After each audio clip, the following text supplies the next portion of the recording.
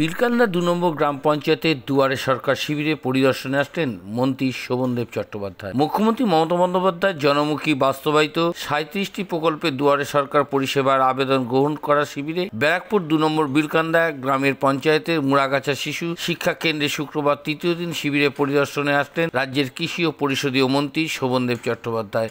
ছিলেন ব্যারাকপুর ২ নম্বর পঞ্চায়েত সমিতির সভাপতি প্রবীর রাজবংশী, পঞ্চায়েত সমিতির পরিবেশ ও জনস্বাস্থ্য কর্মদক্ষ সজল দাস, বিলকান্দা ২ নম্বর গ্রাম পঞ্চায়েতের প্রধান দীপা পাইক সহ পঞ্চায়েত সদস্যরা। মন্ত্রী দুয়ারে সরকারের শিবিরে বিভিন্ন স্টল ঘুরে দেখেন এবং উদ্যোক্তাদের সঙ্গে কথা বলতেও দেখা যায়। ২৪ ঘন্টা ইন্ডিয়া টিভির প্রতিনিধির বিশেষ প্রতিবেদন।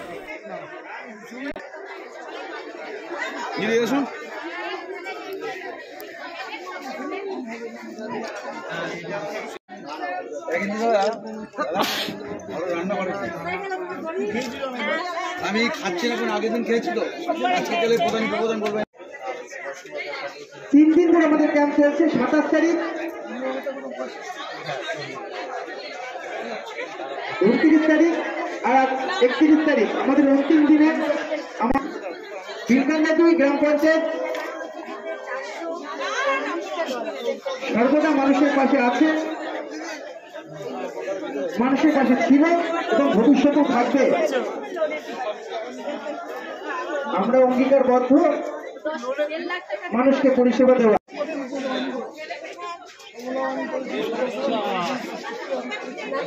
হাতে বানানো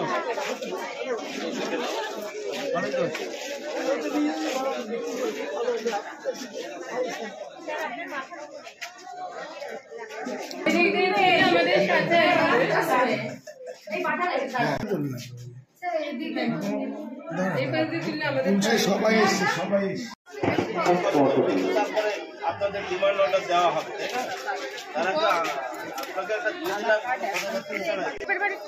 এই অ্যাড্রেসে আছে। অ্যাড্রেস কোথাকার? আধার কার্ডে আছে। হ্যাঁ, দেখি আধার কার্ডটা দেখি। অ্যাপ্লাই করেছি, ওইটা আমার ডিমান্ড ড্রাফটও আছে। আমি সরকার এবং মনোনীত সরকার দুজনকে অনুরোধ করছি এখানে বাবার নাম লিখবে, মানে তোর ঠাকুর দাদার নাম।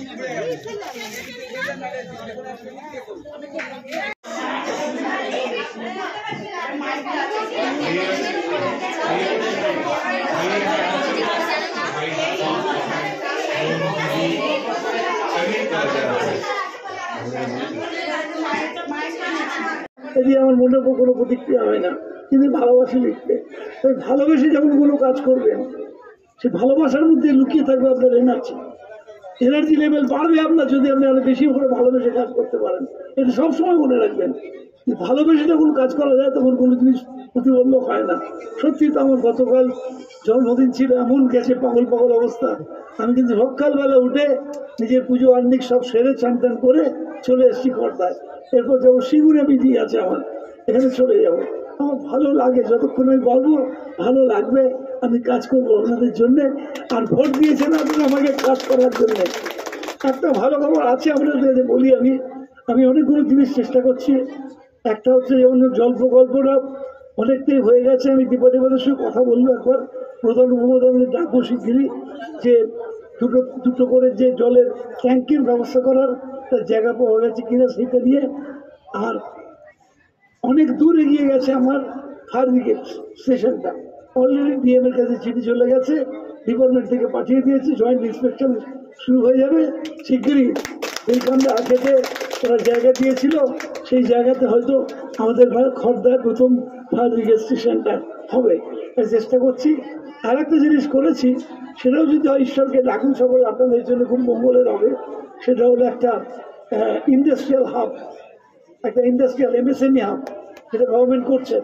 সেই এমএসএমই হাব আমি একটা করতে চেষ্টা করছি। বহু ছেলের চাকরি হবে, বহু ছেলে নিজেরাও ব্যবসা করতে পারবেন। আর একলব্যের কথা তো আপনারা জানেন, আমি এমএলএ হয়ে এখান থেকে করেছিলাম, যেটা শহরের পৌরসভাতে আছে একলব্য, যেখানে অনেকগুলো ট্রেনিং দেওয়া হয়। অনেকগুলো ট্রেনিং দেওয়া আপনারা জানেন না, হয়তো আমি করেছি এসে। অনেকগুলো ফ্রি ট্রেনিং, পয়সা লাগে না, ট্রেনিং দেওয়া হয় এবং সেখান থেকে ক্যাম্পাসিং হয়। ধরুন 50-60% ছেলে মেয়ের চাকরি ওখান থেকেই হয়ে যায়, আর বাকি সেলফ এমপ্লয়েড হতে পারে। ধরুন আপনাকে টেলিফোন সারানো শিখিয়ে দিল, আপনি তো বাড়িতে বসে রোজগার করবেন, চাকরি করে অত টাকা রোজগার করতে পারবেন না। মাননীয় মুখ্যমন্ত্রী মমতা বন্দ্যোপাধ্যায় যে প্রকল্প দুয়ারে সরকার তাকে সমর্থন করেছে এবং মানুষের ভালোবাসা দিয়েছে এবং মানুষ বিশ্বাস রাখছে মাননীয় মুখ্যমন্ত্রী মমতা বন্দ্যোপাধ্যায়ের এই সকল প্রকল্পের উপর, তাই এত ভিড় এবং এত সাড়া পড়েছে।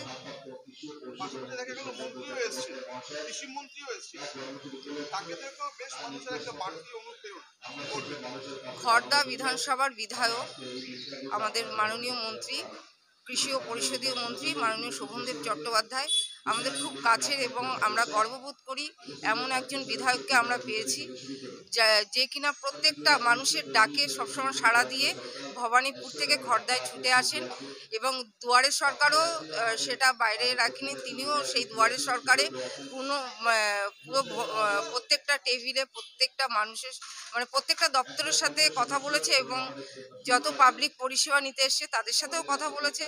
আমরা মাননীয় মন্ত্রী শোভনদেব চট্টোপাধ্যায়কে আমি বিলকান্দা 2 এর পক্ষ থেকে ধন্যবাদ জানাই। তিনি এইভাবে মানুষের পাশে আছেন, শুধু কথায় নয় কাজেও আছেন তিনি। আপনারা দেখছেন 24 ঘন্টা ইন্ডিয়া টিভি, সর্বদা সবার পাশে সবার মাঝে। আজ এ পর্যন্ত। সঙ্গে রাখুন 24 ঘন্টা ইন্ডিয়া টিভি, দেখতে থাকুন সব জেলার সব খবর সবার আগে 24 ঘন্টা ইন্ডিয়া টিভির পর্দায়। নমস্কার।